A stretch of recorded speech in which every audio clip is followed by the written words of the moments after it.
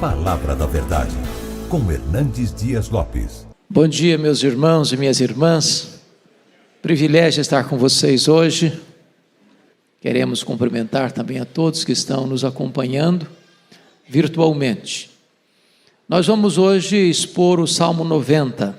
Peço que você abra sua Bíblia nesta passagem, Salmo 90.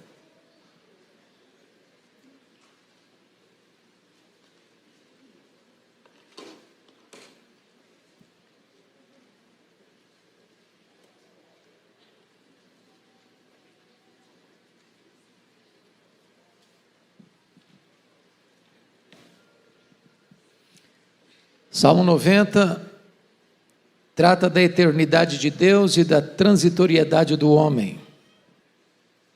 Este é um salmo de Moisés e ele diz assim: Senhor, tu tens sido o nosso refúgio de geração em geração. Antes que os montes nascessem e se formassem a terra e o mundo, de eternidade a eternidade, tu és Deus. Tu reduzes o homem ao pó e dizes: tornai filho dos homens. Pois 1000 anos aos teus olhos são como o dia de ontem que se foi e como a vigília da noite. Tu os arrastas na torrente, são como um sono, como a relva que floresce de madrugada. De madrugada viceja e floresce, à tarde murcha e seca. Pois somos consumidos pela tua ira e pelo teu furor conturbados. Diante de ti puseste as nossas iniquidades, sob a luz do teu rosto os nossos pecados ocultos. Pois todos os nossos dias se passam na tua ira, acabam-se os nossos anos como um breve pensamento. Os dias da nossa vida sobem a 70 anos, ou, em havendo vigor, a 80. Neste caso, o melhor deles é canseira e enfado, porque tudo passa rapidamente e nós voamos. Quem conhece o poder da tua ira? E a tua cólera segundo o temor que te é devido? Ensina-nos a contar os nossos dias, para que alcancemos coração sábio. Volta-te, Senhor. Até quando? Tem compaixão dos teus servos. Sacia-nos de manhã com a tua benignidade, para que cantemos de júbilo e nos alegremos todos os nossos dias. Alegra-nos por tantos dias quantos nos tens afligido, por tantos anos quanto suportamos a adversidade. Aos teus servos apareçam as tuas obras e a seus filhos a tua glória. Seja sobre nós a graça do Senhor nosso Deus. Confirma sobre nós as obras das nossas mãos.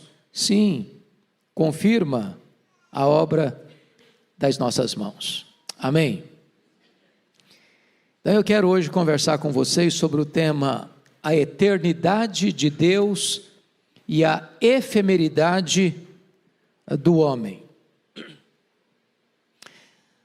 Dos 150 poemas do Saltério, este é o mais antigo. Este salmo foi escrito há 3.500 anos.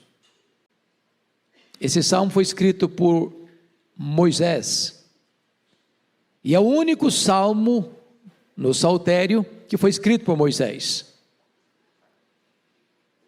Este salmo tem sido considerado por alguns estudiosos como a mais sublime composição humana e talvez o mais imponente na sua concepção teológica. Ele retrata com cores vivas e eloquentes quem é Deus e quem é o homem. Ao mesmo tempo que ressalta a eternidade de Deus, a santidade de Deus, também ele enfatiza a efemeridade humana e a pecaminosidade humana. Este salmo abre o quarto livro dos Salmos. Vocês sabem que os Salmos são 150 poemas divididos em 5 livros. O primeiro livro do Salmo 1 ao 41, o segundo livro do 42 ao 72, o terceiro livro do 73 ao 89, o quarto livro, começando com este Salmo 90 até o Salmo 106, e o quinto livro do Saltério, do 107 ao 150. Portanto, dos 5 livros do Saltério, este, o quarto, é o menor de todos. A maioria desses salmos são anônimos. Esse que abre o quarto livro do Saltério foi escrito por Moisés. Nós poderíamos, a grosso modo, dividir esse salmo em 3 aspectos. Primeiro, somos viajantes e Deus é o nosso lar. Versos 1 e 2. Segundo, nós somos aprendizes e a vida é a nossa escola. Versos 3 a 12. Terceiro, nós somos servos de Deus e o futuro é o nosso aliado. Versos 13 a 17.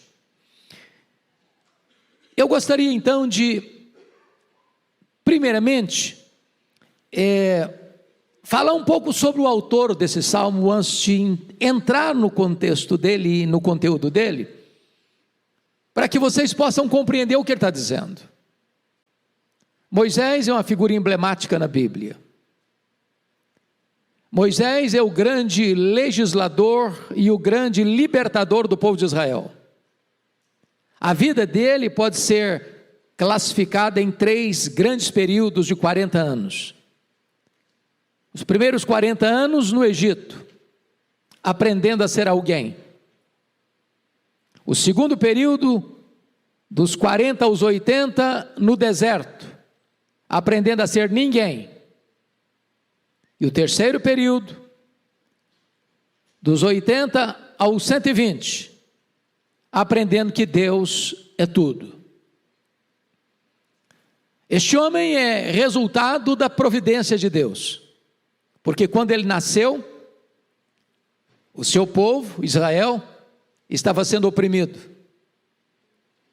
Quando uma criança nascia lá no Egito, israelita, ou era morta pela espada dos soldados egípcios, ou jogada no Nilo para os crocodilos devorarem. Mas providencialmente a sua mãe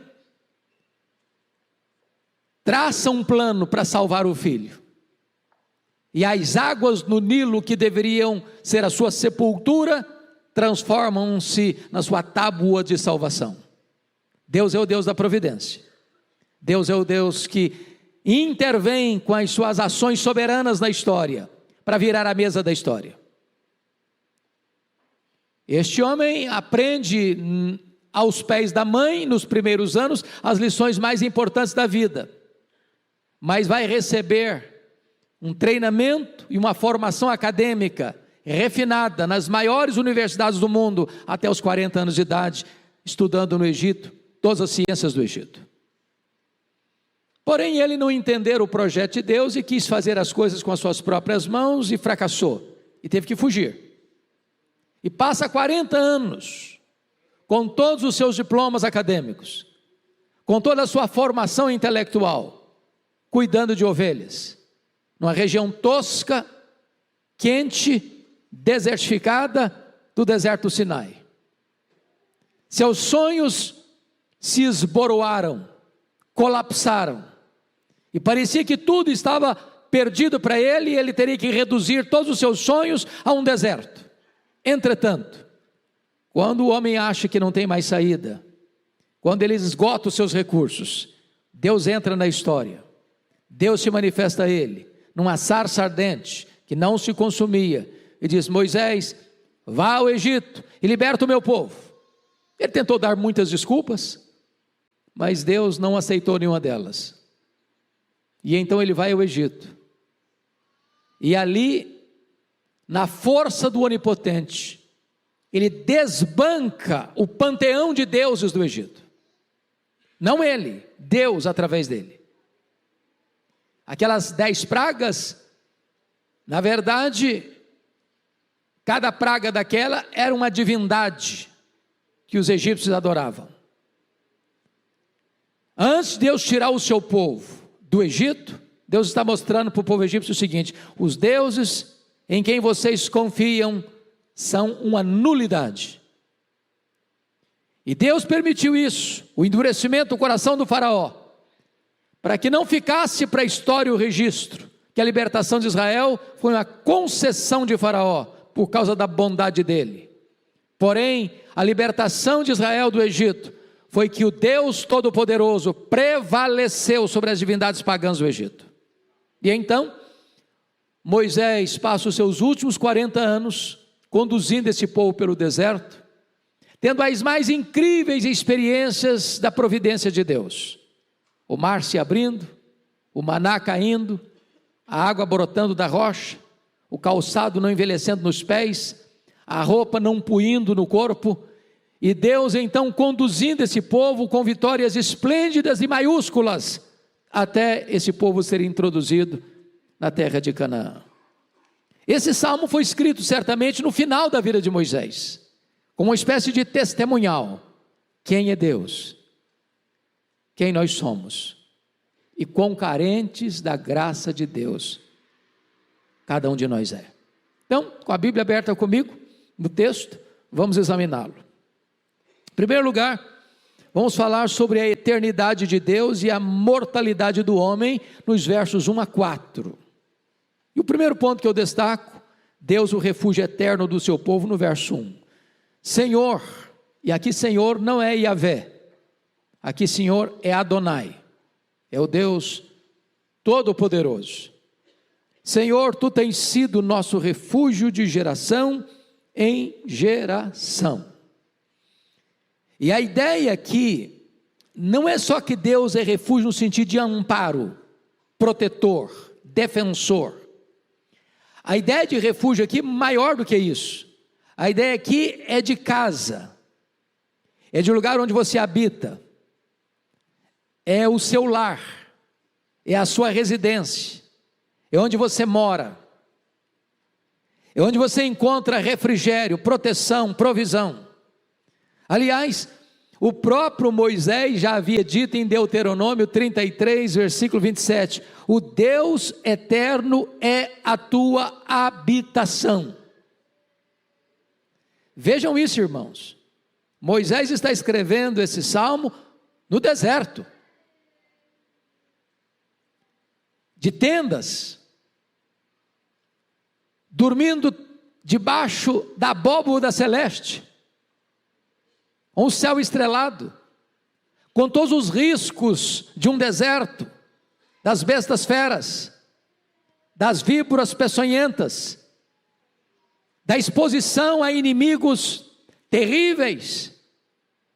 Mas ele então entende uma coisa: diante dos riscos da vida, o nosso Deus é a nossa casa mais segura, é dentro dele que nós moramos, é nele que nós habitamos, ele é aquele que nos cerca por todos os lados, e ele é o nosso refúgio, ele é a nossa habitação. Quando? De geração em geração. Os nossos bisavós, os nossos avós, os nossos pais, nós, os nossos filhos, os nossos netos, os nossos bisnetos, os nossos trinetos, não importa quando, onde, Deus sempre foi, Deus é e Deus sempre será o nosso refúgio. Louvado seja Deus! Há poucos dias eu estava gravando um programa, Sala de Prosa, com o reverendo Jeremias Pereira, e o assunto em pauta naquela conversa era o fato de nós vivermos dias tão perigosos. E tem muitos pais hoje, muitos jovens casais, melhor dizendo, que dizem assim: olha, quer ter filho? Não, está muito difícil, está muito perigoso, está muito ameaçador. Então a pergunta que foi feita foi essa: por que um casal jovem, hoje, está optando em ter um cachorro e não um filho?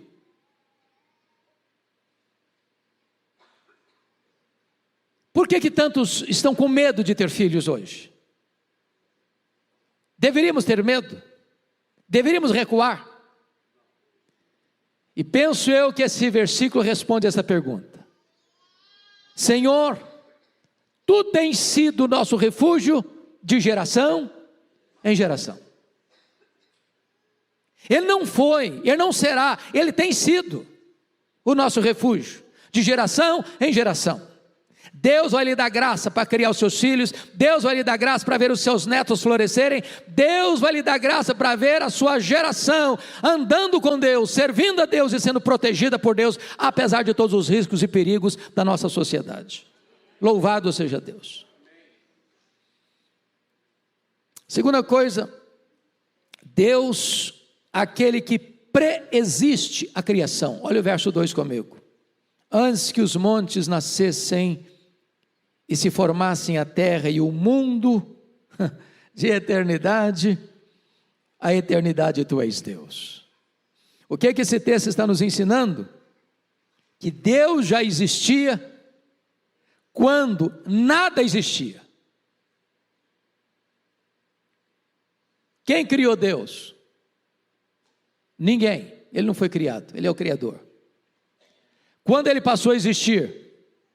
Ele não passou a existir, Ele é o Pai da eternidade. Na verdade, os montes grisalhos, pela neve dos tempos, são apenas um bebê no berço diante de Deus. Antes que eles nascessem, antes que eles formassem, Deus sempre era Deus, é Deus e continuará sendo Deus. Ele é eterno. Óbvio que está aí nesta declaração, irmãos, a verdade preciosa de que tudo que existe, existe porque Deus criou. Então preste atenção nisso, a matéria não é eterna. Os montes, conforme o verso está dizendo, nasceram. A terra e o mundo foram formados, a matéria não é eterna, como pensavam os gregos. Segundo, esse universo que você conhece, tão vasto, tão insondável, não é resultado de geração espontânea. Terceiro, este mundo não é fruto de uma mega explosão cósmica. A desordem não produz a ordem, o caos não produz o cosmos. Este mundo foi chamado à existência pela palavra onipotente do nosso Deus. Este mundo não é resultado de uma evolução de milhões e milhões de anos. Este mundo foi criado pelo Deus Todo-Poderoso, e este Deus Todo-Poderoso, eterno e Criador, é a nossa habitação, é o nosso refúgio de geração em geração. Mas vejam comigo, que essa ideia de eternidade é uma ideia para nós muito complexa. Porque quando ele diz assim, antes que os montes nascessem e se formassem a terra e o mundo, de eternidade a eternidade Tu és Deus, pergunta a você, que conceito você tem de eternidade? Se você tivesse que definir numa prova, me define eternidade, o que você diria?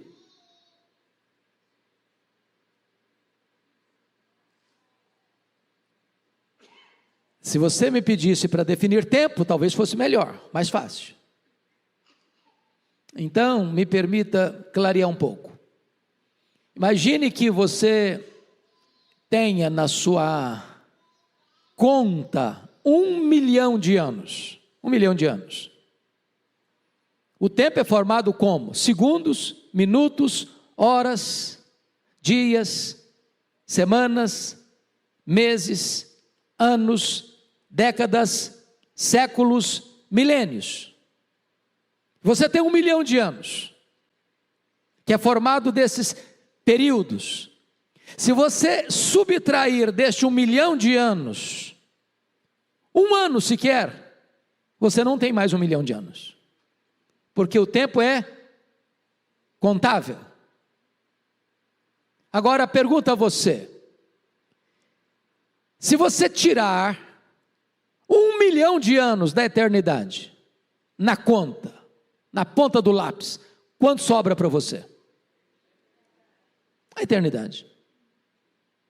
Se você subtrair 1 bilhão de anos da eternidade, quanto fica? A eternidade. Portanto, a eternidade não é tempo. Portanto, só Deus é eterno. Porque uma vez que fomos criados e somos temporais, nós não sabemos o que é eternidade. Porque a nossa vida, quando tem vigor, sobe a 70, tem mais um pouquinho de vigor, sobe a 80, aí começa a fase do condor. Mas Deus é Deus de eternidade, eternidade. Deus não envelhece, Deus não fica enrugado, Deus não tem artrite, Deus não anda com cadeira de rodas, Ele é Deus, sempre Deus, eternamente Deus. Isso é glorioso. Pois bem, amados, vamos ao terceiro ponto que ele diz aqui. Se Deus é eterno e é o Criador, o homem é mortal. Olha o verso 3. Tu reduzes o homem ao pó e dizes: tornai filho dos homens. Vamos entender isso aqui, meus irmãos, porque essa expressão aqui, que Deus reduz o homem ao pó e dá uma ordem para ele, tornai filho dos homens, é a consecução do juízo lá do Éden, com o pecado. O que Deus havia dito para o Adão? De todas as árvores do jardim comerás livremente, mas da árvore da ciência do bem e do mal, dela não comereis, porque no dia em que dela comeres, certamente morrereis. O homem comeu, e Deus disse para ele: tornai, filho dos homens, ao pó, porque do pó foste formado. Gênesis 3,19, ao pó tornarás. Deus então sentencia o homem de quê? De morte. Agora vamos entender isso. O homem, você e eu, não somos o que somos. Só Deus pode dizer: eu sou o que sou. O homem é o que foi e o que será. Porque o homem foi feito do pó, e o homem voltará ao pó, o homem é pó. Só Deus pode dizer: eu sou o que sou. Me permita explicar. Quando Moisés vai ao Egito, ele leva consigo um cajado, uma vara. E diz a Bíblia que o primeiro sinal é que ele joga a vara no chão, e a vara de Moisés vira o quê? Uma cobra, uma serpente. E diz a Bíblia que os magos do Egito também jogaram as suas varas e elas viraram serpentes. E o que aconteceu? A vara de Moisés engoliu as serpentes dos magos do Egito. Mas eu pergunto a vocês: vara não tem boca? Vara não tem garganta? Mas se a serpente de Moisés era vara e tornar-se a vara, não era serpente, era vara. Porque não é o que é o que foi, o que há de ser. O homem não é o que é, o homem é o que foi e o que há de ser. Porque foi pó e vai voltar para o pó, então o homem é pó. Só Deus é o que é. Agora notem, é Deus quem dá esta ordem. No versículo 3, tornai filhos dos homens. Em outras palavras, quem dá a vida é Deus, e quem tira a vida é Deus. Então sabe o que acontece? Você e eu estamos nas mãos de Deus. É Ele quem define, é Ele quem decide. O homem é vulnerável e Deus é todo-poderoso. Essa é a verdade que Moisés, com tanta eloquência, retrata para nós. Mas em quarto lugar, vejam vocês que se o homem é mortal, Deus é atemporal. Confira o verso 4. Você pode ler o 4 comigo? Vamos juntos? Pois 1000 anos aos teus olhos são como o dia de ontem que se foi, como a vigília da noite.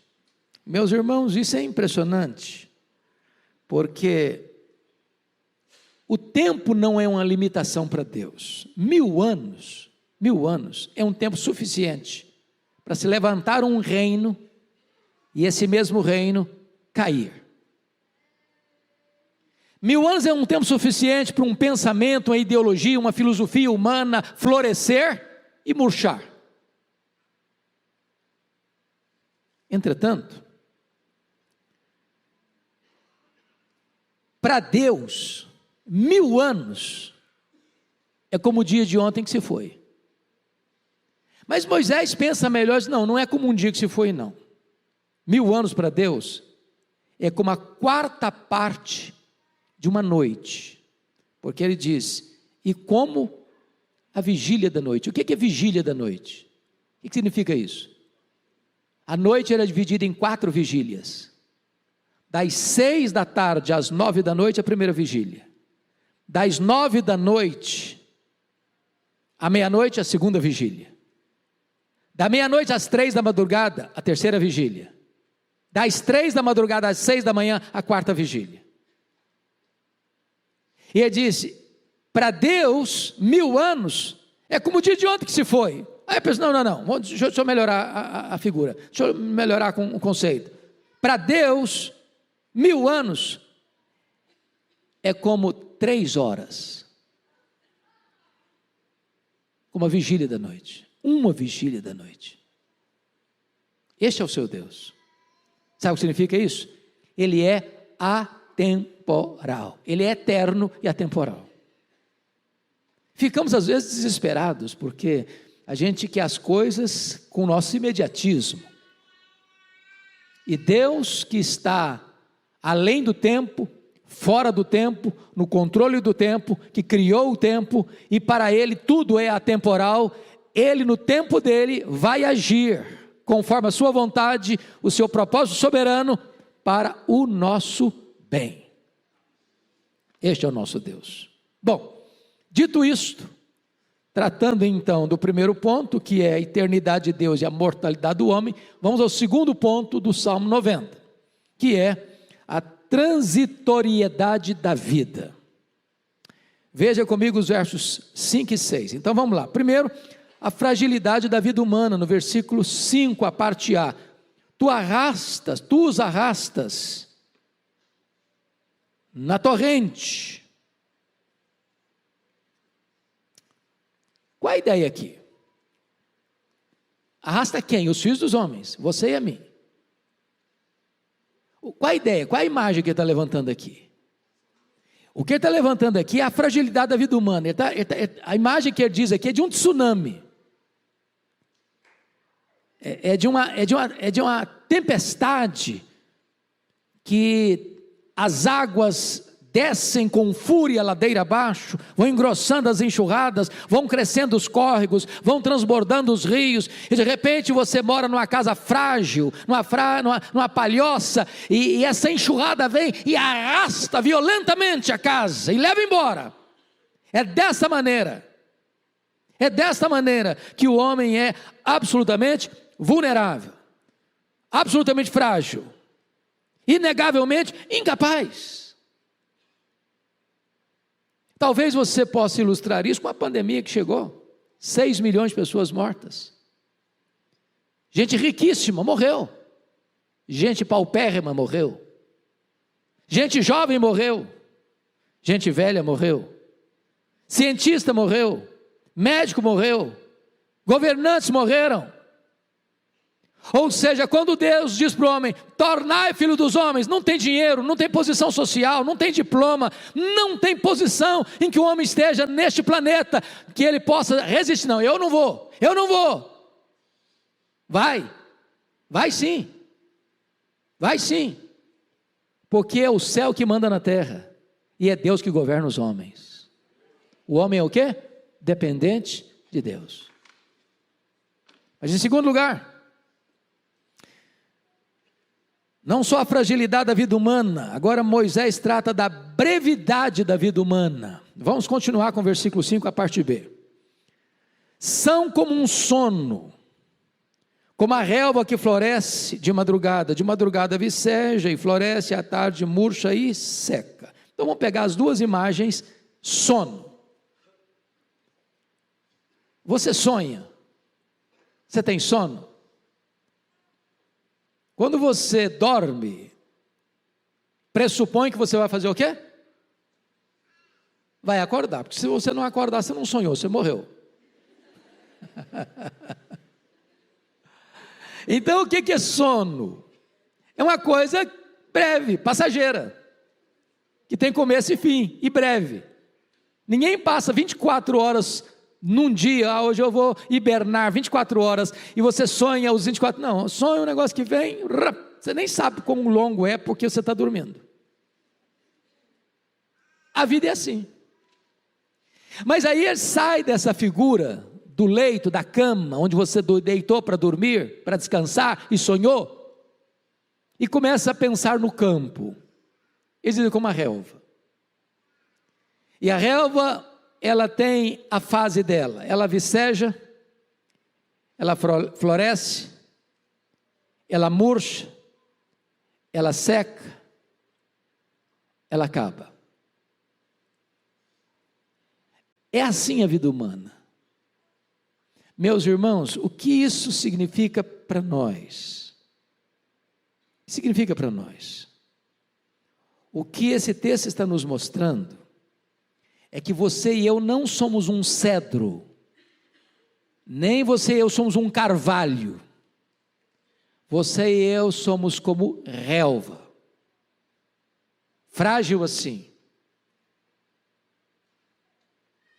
passa rápido assim pela vida.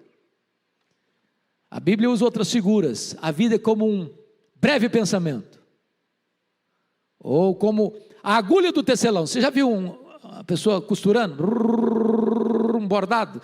Você não consegue contar a batida da agulha. É assim a vida. Ou como um corredor veloz. A vida é breve. É isso que o Salmo está dizendo. E por que ele está colocando isso? Ele está contrastando que Deus é eterno, que para Deus 1000 anos são como 3 horas. Se Deus é eterno, se Ele já era Deus antes que os montes fossem cobertos de neve, e os montes cobertos de neve não passam de um bebê diante de Deus, você e eu somos mortais, limitados, peregrinos, estamos apenas de passagem. Essa é a imagem que ele busca nos ensinar. Dependemos, portanto, de Deus para viver, dependemos de Deus para morrer. Pois bem, agora vamos ao terceiro ponto que ele vai ensinar para nós nesse salmo. Ele falou da eternidade de Deus e da mortalidade do homem. Ele falou da transitoriedade da vida, agora ele vai tratar da pecaminosidade do homem, nos versos 7 e 8. Olha aí comigo. Pois somos consumidos pela tua ira e pelo teu furor conturbados. Diante de ti puseste as nossas iniquidades e sob a luz do teu rosto os nossos pecados ocultos. O que ele está dizendo? Além de eu ser vulnerável, de ter uma vida curta, ele está dizendo, eu sou um pecador. E diante desse Deus, que já existia antes que o mundo começasse a existir, porque foi Ele que criou, não tem como eu esconder a minha vida. Não tem como eu fazer nada às ocultas, às apalpadelas, à sorrelfa, no anonimato, atrás das cortinas. A minha vida está escondida dos olhos humanos, em alguns momentos. Mas jamais a minha vida está oculta aos olhos de Deus. Ele tudo vê, Ele a todos sonda. E o que Ele vai nos informar aí, portanto, é que o homem não é apenas vulnerável e mortal, ele também é pecador. E o pecado, preste atenção nisso, traz a todos nós para debaixo da nuvem da ira de Deus. O que Moisés quer nos ensinar é que o pecado tem consequências gravíssimas. Quem participou do culto das 8 e ouviu a exposição do pastor Arival, é testemunha de que as nossas decisões têm consequências. E Ló, foi o assunto dele, ao fazer más escolhas, sofreu as consequências das suas insensatas decisões. E é exatamente isso que Moisés está chamando a atenção nesse texto. A ideia é que nós somos consumidos pela tua ira e pelo teu furor conturbados, ou seja, o pecado provoca a ira de Deus. O pecado não tem o agrado de Deus. E o salário do pecado é a morte. É isso que ele está enfatizando nesta passagem. Vamos para a quarta lição do texto. A vulnerabilidade do homem. Versículos 9 a 12. Primeira coisa é a turbulenta e breve vida humana no verso 9. Você pode ler o 9 comigo? Vamos juntos? Pois todos os nossos dias se passam na tua ira. Acabam-se os nossos anos como um breve pensamento. O que ele está querendo dizer com isso? A sua vida, a minha vida, não se desenrola num jardim grinaldado de flores, dentro de uma estufa. Não estamos blindados, vivemos num campo de batalha. E se você ler o contexto em que Moisés escreveu o Salmo, que foi na peregrinação pelo deserto, prestem atenção nisso. Quantas pessoas saíram do Egito com Moisés? Quantas? A Bíblia diz 600.000 homens, fora mulheres e crianças. Numa contagem pequena, provavelmente em torno de 2 milhões de pessoas. Como é que essa geração se comportou no deserto? Rebeldes contra Deus, desobedecendo a Deus, ingratos a Deus, provocando a ira de Deus, deixando Deus de lado e adotando deuses falsos. E cada fase, cada parada que Moisés tinha no acampamento, pessoas morriam, como consequência do juízo de Deus contra o pecado. Na verdade, aquele deserto transforma-se no maior cemitério da história. 2 milhões de pessoas morreram, como que caminhando debaixo da ira de Deus, do juízo de Deus. E daqueles 2 milhões de pessoas que saíram nos 40 anos, quantos deles morreram? Todos, exceto 2 pessoas, Josué e Caleb. Então, quando ele escreve esse texto, no versículo 9, todos os nossos dias se passam na tua ira, acabam-se os nossos anos como um breve pensamento. Ele está entendendo que cada parada dele era um cemitério, que era plantado no deserto, como expressão da ira de Deus contra o pecado.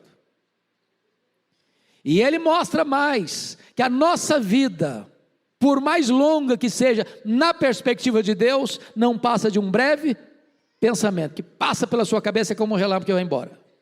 É assim a vulnerabilidade humana e a vida turbulenta do ser humano. Segundo ponto aqui, na vulnerabilidade do homem, é a expectativa humana do versículo 10. Você pode ler o 10 comigo? Vamos dar uma entendida melhor nesse texto? Vamos juntos? Os dias da nossa vida sobem a 70 anos, ou em havendo vigor, a 80. Neste caso, o melhor deles é canseira e enfado, porque tudo passa rapidamente e nós voamos. Bom, é quase desesperador, não é não? Quem já está aí batendo na trave, é complicado. Dr. Billy Graham, no último livro que escreveu, disse uma frase que valeu o livro para mim. Ele diz assim: a velhice não é para os fracos.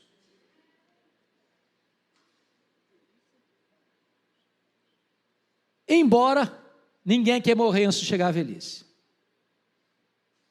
Você não quer ficar velho, só morrer jovem.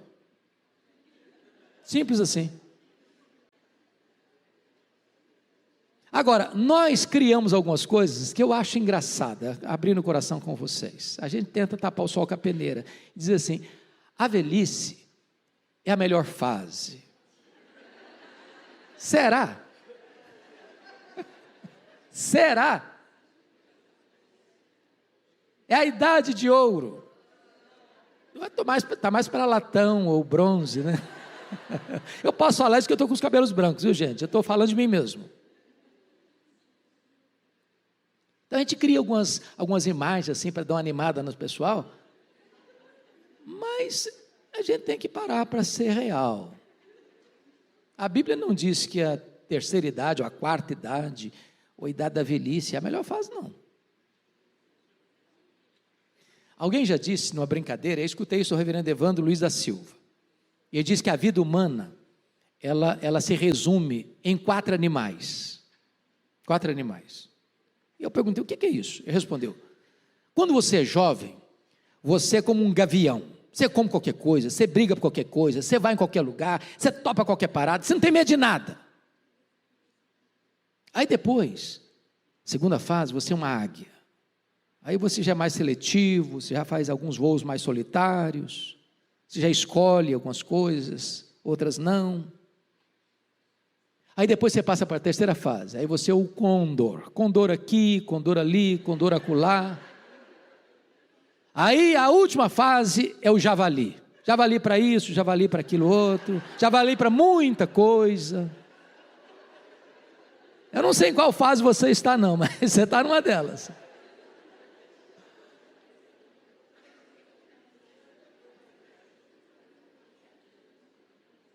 Bom, eu acho que o que ele está querendo dizer para nós no verso 10 é o seguinte: a velhice chega, e chega rápido.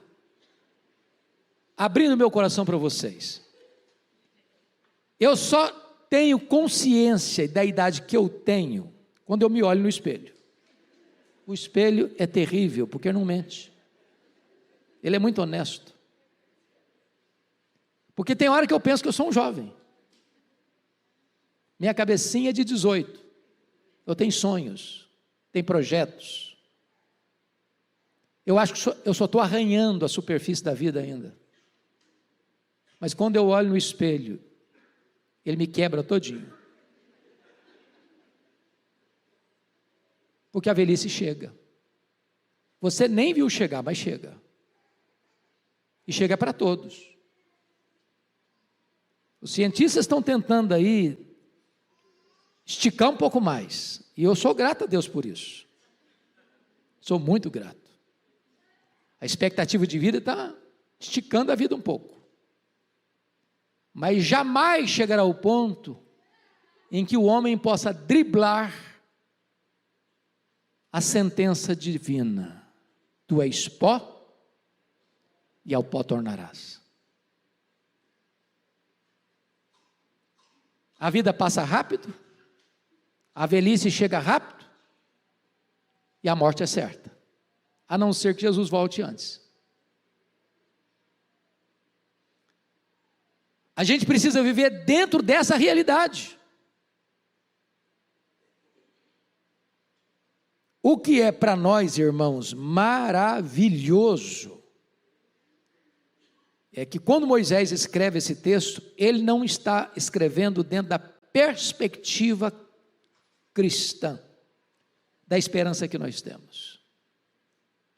Porque agora a esperança que nós temos é que Jesus, o Verbo eterno, se fez carne, habitou entre nós, tomou o nosso lugar, morreu na cruz, foi sepultado, e como que numa conspiração divina, quando todas as forças do mal pensavam que estavam ganhando de goleada dele, ele entra nas entranhas da morte, arranca o aguilhão da morte, mata a morte e ressuscita, inaugurando a imortalidade. E diz para você e para mim: eu sou a ressurreição e a vida, e quem crer em mim não morrerá eternamente.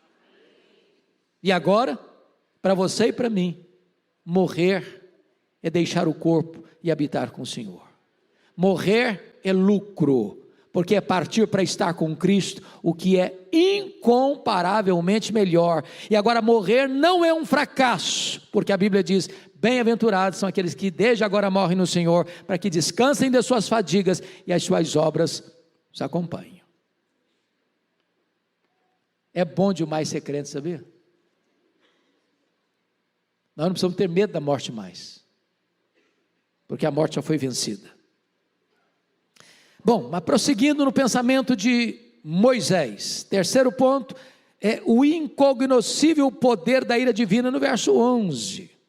Quem conhece o poder da tua ira e a tua cólera, segundo o temor que te é devido? Meus irmãos, vamos parar um pouquinho. A nossa geração não gosta desse tema, não é verdade? Qual foi a última vez que você escutou um sermão sobre a ira de Deus? A gente torce o nariz, não, tem tanta coisa boa para pregar. O povo já está machucado demais pelas realidades da vida. Não vou botar mais peso nos ombros das pessoas, não. Mas a Bíblia diz que a ira de Deus se revela do céu contra toda impiedade e perversão dos homens, que detém a verdade pela injustiça. E o que Moisés está dizendo é que cada óbito que você lê no jornal é uma lembrança a nós de que o salário do pecado é a morte. É como se Deus estivesse alertando os homens: olha aí o resultado, olha aí o resultado. Por isso, diante desse fato, vem o quarto ponto aqui que eu enfatizo, que é a pedagogia da vida humana, no verso 12. Eu peço que você, por favor, leia em voz alta comigo o verso 12. Vamos juntos? Ensina-nos a contar os nossos dias, para que alcancemos coração sábio. Meus irmãos, que coisa espetacular. O ser humano, ele desenvolveu em muitas áreas, né? Muitas áreas. Dizem alguns estudiosos que Isaac Newton, aquele que descobriu a chamada lei da gravidade, disse que chegaria um tempo, numa profecia assim bem audaciosa, que o homem percorreria a fantástica velocidade de 60 quilômetros por hora. E hoje, o homem vai à lua.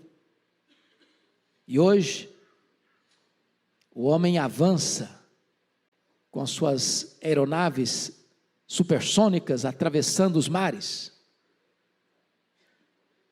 Porém, o homem, com todo o seu saber, ainda não aprendeu a contar seus dias. Não tivemos ainda sabedoria suficiente para viver. Viver bem, de forma saudável, para cuidar do nosso corpo, para cuidar da nossa saúde, para cuidar das nossas emoções, para cuidar das necessidades espirituais. Às vezes passamos pela vida correndo atrás de tanta coisa, como diz Salomão no Salmo, no Eclesiastes 2, buscando prazer na bebida, buscando prazer na riqueza, buscando prazer no sexo, buscando prazer na fama, e descobrindo que tudo isso não passa de vapor, de bolha de sabão, de vaidade. Não temos as prioridades certas, não investimos nas causas certas, não valorizamos as pessoas certas que estão do nosso lado, dentro da nossa casa. E o pedido dele, humildemente, é este: Senhor, ensina-nos a contar os nossos dias. Para o quê? Para que alcancemos coração sábio. É desse jeito. Buscar as primeiras coisas primeiro.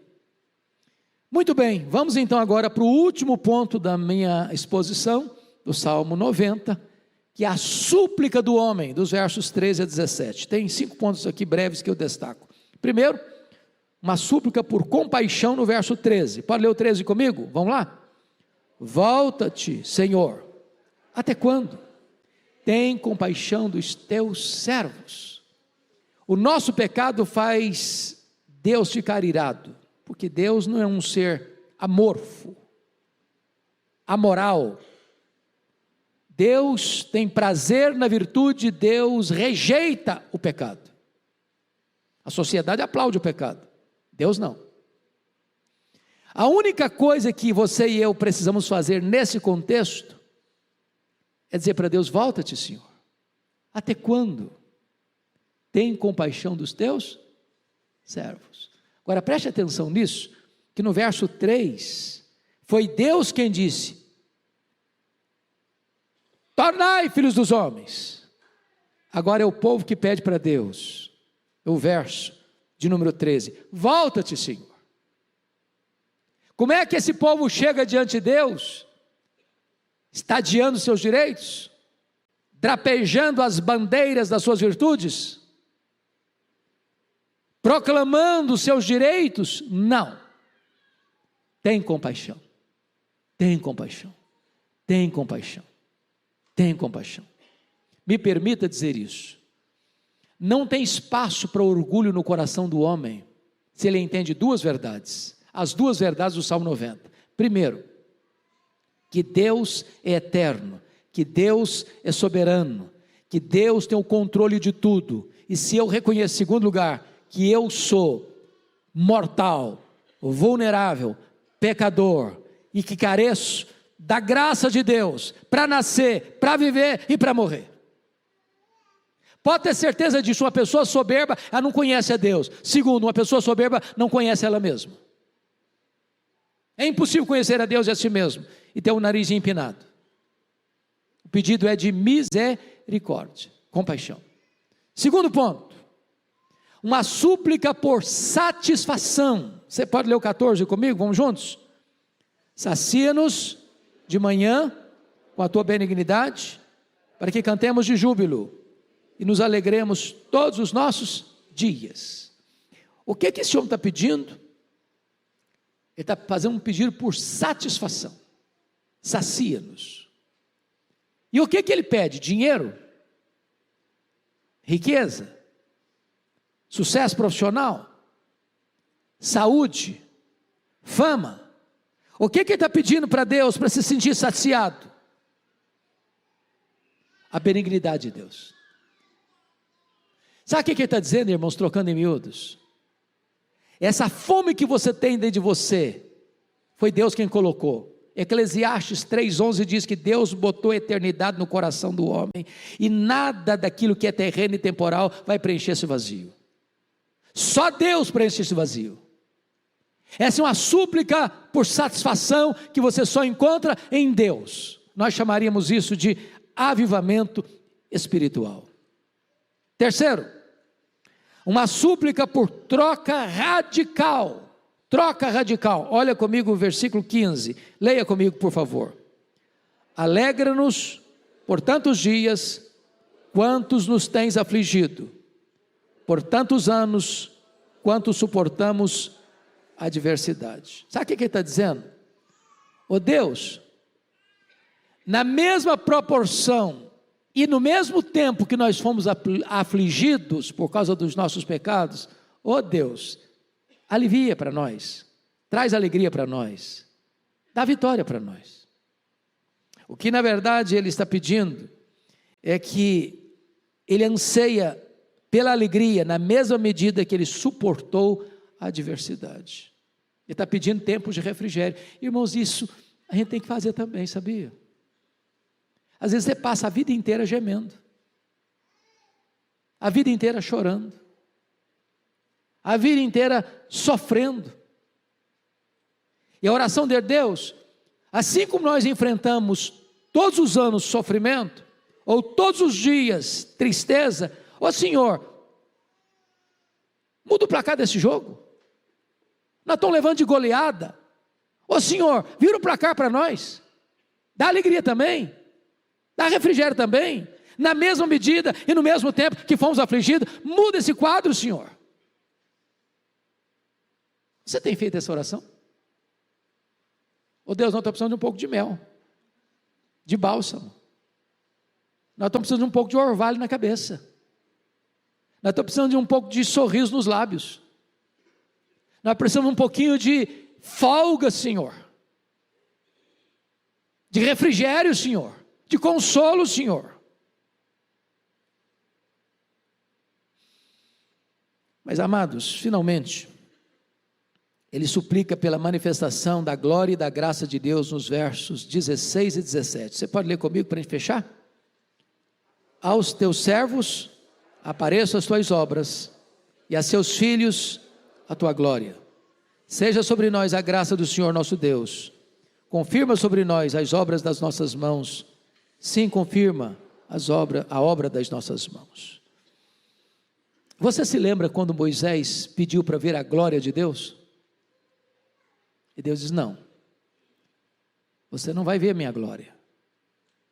O que é a glória de Deus? É a manifestação plena de Deus em todos os seus atributos. E a Bíblia diz que diante da glória de Deus até os serafins cobrem o rosto. Deus diz para Moisés: eu não vou te mostrar a minha glória, você não vai suportá-la, mas eu vou te mostrar a minha bondade, eu vou te mostrar a minha graça. Nas palavras de Paulo, a minha graça te basta. E o que Ele está pedindo, seja sobre nós a graça do Senhor nosso Deus. A graça é suficiente, o poder se aperfeiçoa na fraqueza. E se Deus resplandecer sobre nós o seu rosto e trouxer sobre nós a sua graça, então nós vamos caminhar vitoriosamente, de uma forma feliz, de uma forma plena, de uma forma segura. E Ele pede: Senhor, confirma sobre nós as obras das nossas mãos.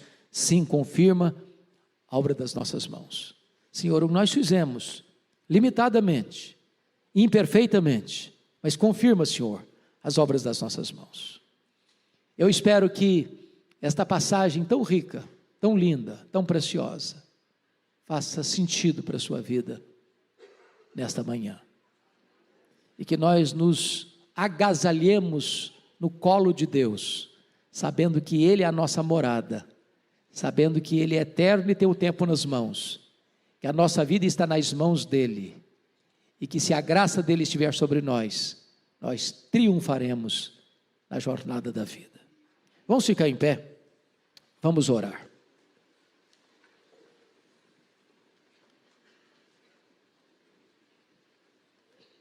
Senhor Deus, nós te adoramos e exaltamos o teu nome, porque a tua palavra é viva, é poderosa, é eficaz. Nós te adoramos, Deus, porque temos esse registro de Moisés, que caminhou sob a luz da tua face em tempos tão difíceis, em horas tão decisivas da vida, e tu o sustentaste, e tu o guardaste, e tu o protegeste. Aqui está o teu povo, que caminha também num mundo minado por tantos riscos e perigos, que tantas vezes lançam sombra no nosso coração, arrancando lágrimas dos nossos olhos, fuzilando a nossa alma com os dardos inflamados da dor e do sofrimento. E nós te pedimos, Senhor, assim como temos sido afligidos, dá-nos alegria, dá-nos refrigério, dá-nos um tempo de restauração, para que nos alegremos em Ti, na mesma medida e no mesmo tempo que suportamos tristezas. Oramos, Senhor, que seja sobre nós